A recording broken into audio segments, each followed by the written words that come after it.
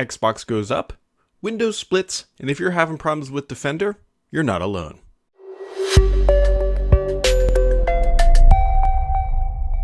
Happy Friday, friends. It's been a week. If you're in the US here, it's the tail end of a holiday week, and I'm in a good mood because I've had the week off and doing the podcast, my favorite thing. Hopefully you had a wonderful week. Let's just dive into the news because there's some interesting tidbits here about things happening in the world of Xbox, some Windows stuff, and so let's dive in. So Microsoft, this is an interesting one. In Ireland, Microsoft is going to start offering up its batteries to back up its data centers to the grid, and the grid meaning the electrical grid in Ireland. Now, this is pretty interesting. We've been hearing this actually a couple different places. We're hearing it now from Microsoft with their data centers. They're trialing in Ireland. We've also heard about this with, I believe, Tesla Powerwalls out in California. And so what this is if you're not, I'm not an electrical grid expert, but I have a basic understanding that, hey, demand ebbs and flows just like anything else in the world. And as a power plant, one of the primary challenges is matching demand and with output. And so trying to keep those close together, because you can't just take electricity and just put it in a bucket and just wait for you to need it and then they throw it back onto the grid. It doesn't work that way. And so what these companies are doing is they're realizing, like, hey, there's tons of batteries out in the world, and these can help offset our demand curves, and so that they can pull power from these batteries and data centers in Ireland and Tesla Powerwalls out in California to help put more juice into the network when demand surges. And so that is what Microsoft is doing with their data centers. I bet that this is a pilot. We might see them expand this elsewhere, but it's a really interesting idea about how these storage mediums can contribute back to the grid. And I'm sure Microsoft's probably getting some pennies out of this, or if not this implementation, they will in the future. Either way, interesting way and creative use for all the lithium that we have shoved underneath our beds.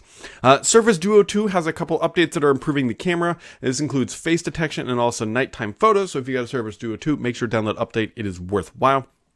Also, Microsoft has updated the Windows subsystem for Android for US insiders. Now, this isn't like your typical update. This actually seems to be a little bit bigger because it adds IPv6 support, VPN connectivity, and access to local network devices for ARM computers. So there's some that it looks like the networking stack, honestly, just look like it got a pretty beefy upgrade there. So if you are a heavy user of that, it is worth trying to get your hands on that. Or, I mean, you can eventually wait. It will get shoved down to you. But if you're listening to this, you're probably on the bleeding edge of a lot of Windows stuff. So there you go.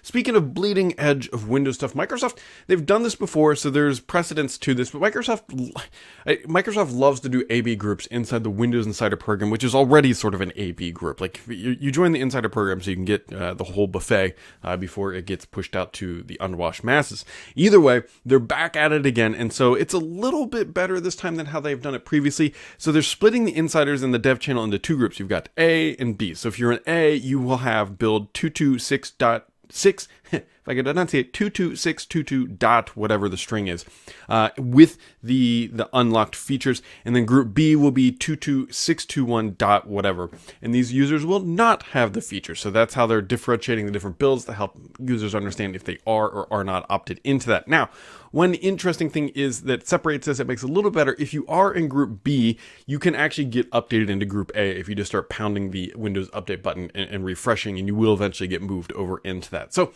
it's a better implementation, but I still don't truly understand why. Now, one could be that maybe this is not what they're doing, but maybe they're looking to replace the X in the top right corner with an O, like they would have played tic-tac-toe or something. I don't know, but whatever. And they are trying to figure out which one works better with the groups of people or something like that. I mean, that's typically how A/B testing working. Good job, Brad, explaining A/B testing.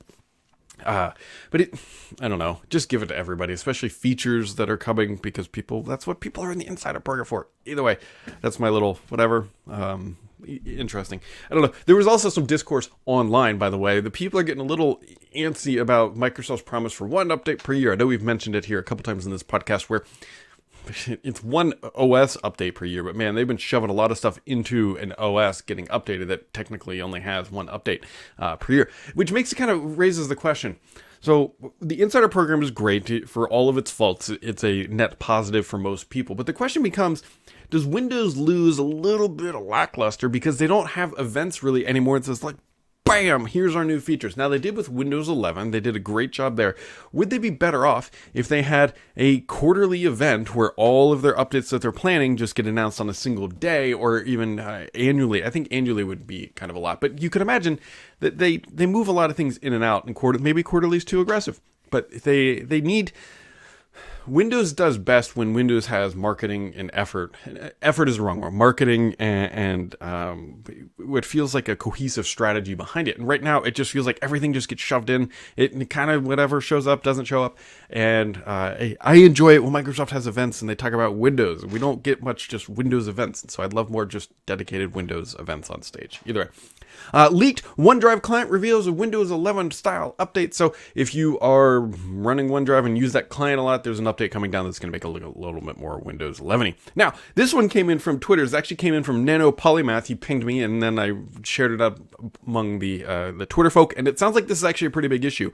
If you keep getting logged out of Defender, now or I should say, I assume it is he, gets logged out of Defender on iOS, but other people were chiming in saying, yeah, I'm getting logged out on other places, a lot on Mac OS as well.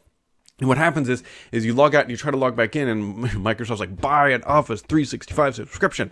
And these people already have a subscription, so they're running into a paywall when they shouldn't be running into a paywall. So if you keep getting logged out on iOS Defender, Mac OS Defender, I don't know if PC Defender is impacted, at least doesn't feel that same way compared to the Mac users and the iOS users. You're not alone. So it's definitely a Microsoft issue and not a you-specific issue at the end of the day. On to the gaming news. So interesting gaming news, and this comes from Benji Sales. He's a popular Twitter account who covers especially a lot of Japanese sales. According to his sales figures, Xbox X and S have now surpassed 250,000 units sold since launch in Japan. Now, that is a big deal because Japan, as we all know, is a location that Microsoft just doesn't have a lot of success. Interestingly enough, no, they have a ton of success on the Office 365 side in Japan, like from a density population, but that's a different thing. But on the Xbox side, 250,000 sold. This now surpasses, well, this is way past Xbox One, which only sold 114,000. So actually, it's doubled up how many of the Xbox One consoles were sold. And so the total is now specifically, according to him, at 260,504 units. Now, this is way behind PlayStation 5, but for anybody who has followed Xbox in Japan, you will know that this is a massive victory for Microsoft considering how poorly they have done previously with their consoles in that country. Other things going on in the world of Xbox. Xbox Games with Gold will drop Xbox 360 titles starting in October, which means that only titles going forward will be Xbox One in the Games with Gold program, which just really, when I saw that email, I really thought that they were saying like, look, Games with Gold is now done. It's clearly a perk that keeps it in line with PlayStation with some of the stuff that happens on that side of the fence, but I still don't understand the whole program.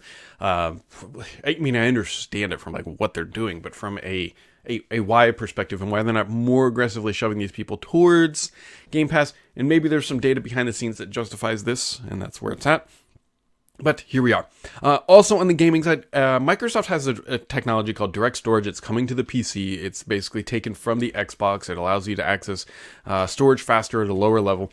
But it's getting kind of quasi-delayed because the first game that was, I believe, supposed to feature this technology, Forspoken, is getting pushed back, so it's not going to show up as early as expected.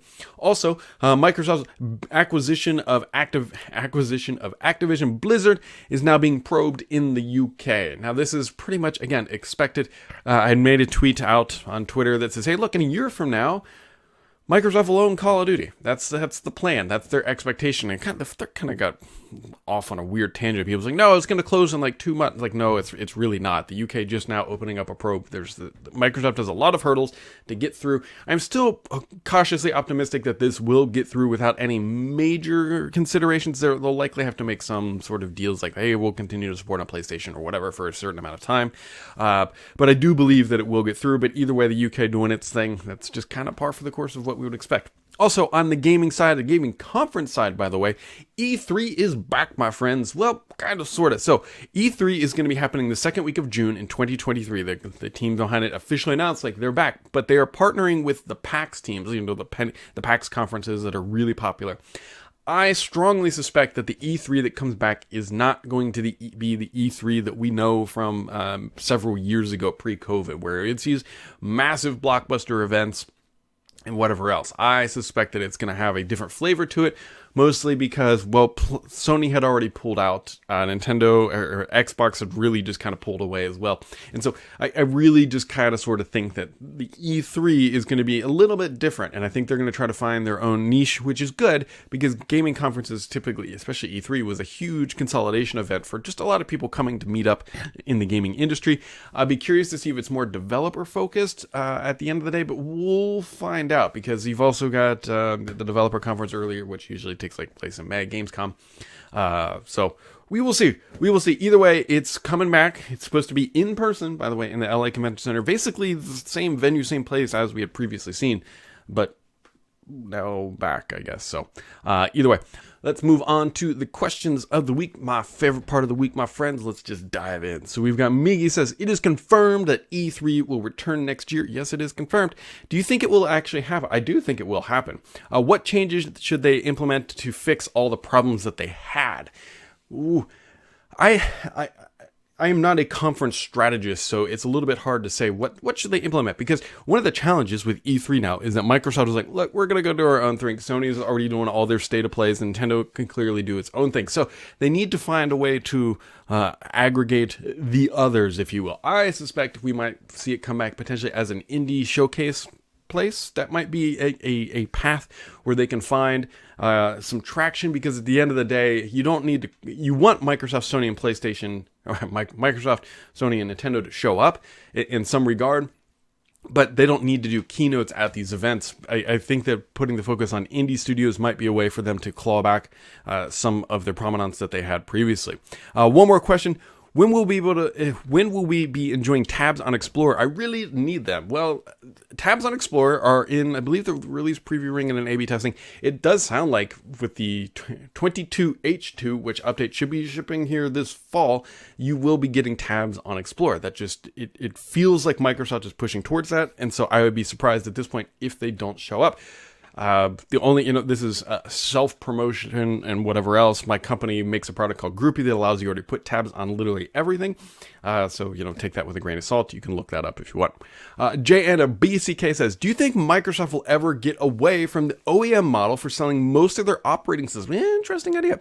It seems so ingrained in buying a new computer that Windows comes with it, but I didn't know if you ever saw a future where you paid a subscription, or Windows just became completely free for home users. Let me put this really clear. If Microsoft could find a logical and easy way to sell Windows as a service like they want, where to the consumer, I got to qualify that, to the consumer, where you're paying $3 a month for Windows, they absolutely would. I don't think they're going to get there. Now, on the enterprise side, they already do that. There's software assurance, there's other SKUs where you're basically paying monthly for Windows and supports and updates and everything else. On the consumer side, I don't see it changing. Right now, you buying Windows, and for most people, they don't know that they're buying Windows. Like when you go buy a Dell laptop, your brain is like, I'm just buying this laptop. It comes with Windows, whatever. It's just like when I buy a car, it comes with oil. I didn't pay for the oil specifically. And so I don't think their model will change anytime soon. You got to keep in mind that Microsoft makes, it's like $8 billion-ish or something like that from Windows, and they'd be real dicey to touch that because it clearly works. They'd love to be able to squeak out a little bit more, but I think they're trying to pile on other services like Defender and those sorts of things, trying to do the upsell where it makes sense, rather than trying to really tinker with that Windows cash cow, because that would be a dangerous thing to upset. And I think their model in place is honestly pretty good, and I think it works exceptionally well for pretty much everybody involved. RJ says, I've often thought that the worst thing that Microsoft ever did was to create IE and unnecessarily embed it in the system. A browser is an app. They could have made it an app and beat Netscape. Oh, so you're digging way back by making the app free, but Bill Gates was not just satisfied to win. He had to destroy the competition. If it worked better than Netscape, IE would still have won without the obvious monopolistic move, making it impossible to have Windows without IE. I think it's entirely possible Microsoft might have escaped the monopoly suit if they hadn't been so hell-bent on destruction. Windows still has the stuff in the OS that should be an app. I don't get why they still do that. Well, first off, you are correct. They embedded Internet Explorer deep into the OS, and it is tough to rip that out. It requires a ton of work. I mean, they just retired the browser, but the engine is still supported, I think, for another 8 years or something crazy like that. And so to your point, them embedding it into Windows is what got them into the antitrust suit, but at the same time, would they have beat Netscape if it was free? Probably, because Netscape wasn't free at the time. I know it's shocking, there's going to be some people listening to this saying, you had to pay for a browser? Back in the day, my friends, yes, you did. You had to buy your browser. Back when you had to buy software, really. A lot of software you don't buy anymore.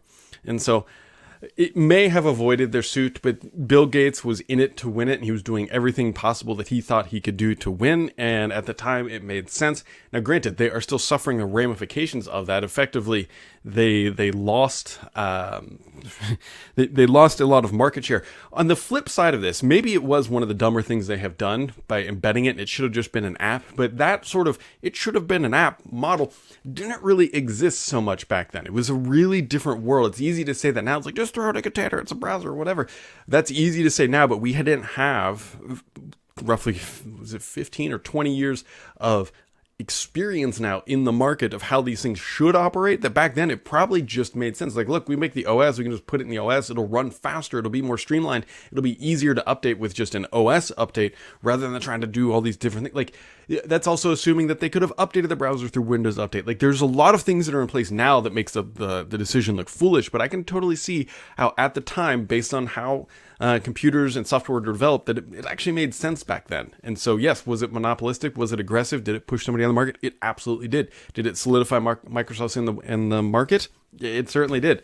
So from one aspect, yeah, they got completely screwed by it, but on the other one, they still won. And so at the end of the day, it's like you kind of got to pick it. The other interesting thing to think about is the internet better off because Microsoft did get hit with a monopolistic suit? We all know the browser ballot. I think we could all argue that, yeah, probably, because we've got Chrome, we've got Internet Explorer, or Edge now, we've got Firefox. I think the internet is probably in a better place because of this. So if they hadn't have done that, and let's say it just was an app, and let's say they did win, would the browser ballot thing have ever actually happened? And if the answer is no, then maybe the long term is that actually it was a net positive just for the overall internet infrastructure and ecosystem that Microsoft really did do this route. Yes, Netflix had to die on the altar to do this, and Microsoft had to go through some serious pain to get there, but I think the go forward of where we're at now is probably a better position, although you could just say that Chromium or the Chrome browser is just eaten the world at this point, although Safari is hanging in there a bit with WebKit.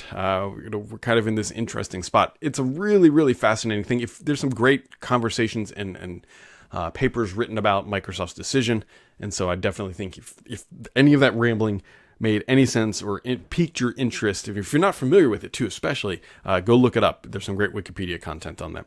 And Sydney2K wrapping it up, it says, while the Series S has been freely available in stores for several months, it seems that for anyone wanting a Series X, the console is easier to find. This is true.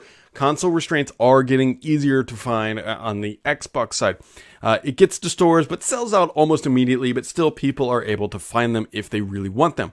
No longer are we waiting through scarcity. The PlayStation 5, on the other hand, is still very hard to find. 2 questions. Please correct me if I'm wrong, but I think you said the winner of the console competition is how much easier it is to walk into a store and purchase a console. I say a lot of things. I can't remember exactly when I said that, because that statement is typically true, right? These companies want availability. Think of the launch timeline in a normal cycle. You walk into the store, I want to buy a game so I can play FIFA 22 or FIFA 20, whatever version of FIFA. Well, PlayStation's gone, Xbox is available. I can play the game on the Xbox, I'm going to buy the Xbox. That was true for a while. The problem now is that obviously the supply chains are completely screwing things up. And I suspect that there is probably strong demand still on the PlayStation 5 side. Microsoft has done very well with logistics. They are now a much better company at building hardware than they were several years ago. And I suspect that they put a lot of effort to maximize their yield and output of the consoles and did everything they can. You got to remember, end of the day, Microsoft is a massive company with massive, nearly infinite resources. Sony, on the other hand, is not quite in the same category. Yes, they are a big company. Yes, the PlayStation does exceptionally well. It's a great product, but they don't have unlimited funds coming in from Office 365, from Azure. They have $9 billion coming in every quarter from Windows. And so Microsoft can solve a lot of problems by just throwing more money at it. And if they thought that they could win this console generation, which we should talk about that in a second, by just throwing more money at it and getting more consoles on shelves, they would absolutely do it, because they know that they are the underdog in this generation and coming from behind when you consider PlayStation. Now, the question becomes I feel like because it's really a two-horse race, you can make arguments like it's basically Xbox and PlayStation. Now, someone's going to be like, the Switch has done exceptionally well, and it absolutely has. But to me, I bet that there is a strong demographic that has either an Xbox or a PlayStation and owns a Switch. I really believe that the Switch is just kind of its own thing. First off, it's primarily portable and handheld, whereas we're looking at traditional consoles. And so at the end of the day, we're basically left with a Ferrari and a Lamborghini competing in the market. They both are exceptionally well. They both give you great frame rates. They both have great games. Who is really winning, Ferrari or Lamborghini? Well, one will sell more units, but does that mean it's better than the other? We've really just got two great choices, and that they're both selling well, and both companies are healthy with their product, which is what we want to see in the market. So who's truly winning? Yes, there will absolutely be one console that sells more. And I would honestly bet that it's probably the PlayStation. But I've said time and time again that if Microsoft can close the gap, what we perceived 2-to-1, where 2 PlayStations were sold for every 1 Xbox, if they can close that gap at all, Microsoft has gained significant market share, which is what they want. And that is what Microsoft is aiming for. Not to mention, truly at the end of the day, Microsoft mostly cares about growing Game Pass subscribers rather than selling hardware. So who is winning, we'll see. The other interesting thing in which Sydney points out is we haven't seen a price cut yet. Historically, we would see a console price cut happen roughly on the 1-year anniversary. It's usually like $50 or something like that. We haven't seen any of that. Now, we obviously know what's going on. There's a ton of inflation happening right now. Getting consoles to the point of this entire conversation has been difficult. PlayStation, why would Sony cut pricing if they can't even get things on shelves? Sony has already said, I believe, that their disc-less console is profitable, and so they're probably there by now on their other consoles. At some point, these companies do have to make money or want to make money on hardware, and they're going to stop using it as a loss leader. I suspect that Microsoft is probably there as well, especially with the volume that they are chasing down. But should they cut pricing? I don't know if that's going to make a big difference. The big difference to me is if Microsoft could cut pricing on the Series S. That is the loss leader that Microsoft is really pushing. And so a $50 drop on the Series S and just leaving the X at what it is might make a lot of sense, and I think drive a lot of demand. I also think that this winter or this holiday shopping season is going to be more than likely the year of the bundle. I think we're going to see a lot of bundles coming out. In that we may not see a true $50 price drop, but hey, you buy Series X, you're getting 2 controllers, or you're getting a year of Game Pass, or you're getting whatever. And Microsoft really starts pushing the bundles hard as a differentiator for this holiday shopping season. So there you go, my friends. That wraps it up this week. Thank you for the wonderful questions. Thanks for just hanging out. I love doing this. It's fun. I enjoy this. I will do this until the grave. Either way, I hope you had a wonderful week. We'll catch all of you right back here next time, and thanks for tuning in.